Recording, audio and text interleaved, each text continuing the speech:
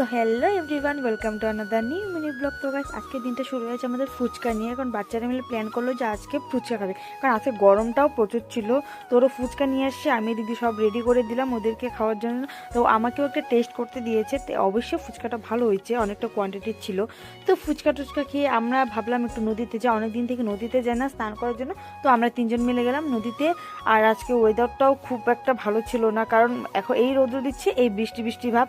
তো দেখতে দেখতে চলে আসলাম নদীতে। আর নদীতে একটা ব্রিজ আছে যেটা বাঁশ দিয়ে তৈরি করা, কারণ এই ব্রিজ দিয়ে এপার থেকে ওপার লোকজন আপ ডাউন করে।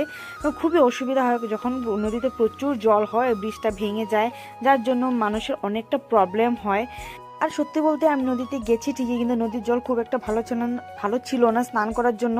তো আমি স্নান করি, নদীতে নেমে একটু হাত মুখ ধুয়ে আমি চলে আসি বাড়িতে, কারণ ওয়েদারটাও খুবই খারাপ ছিল, বৃষ্টি পড়বে।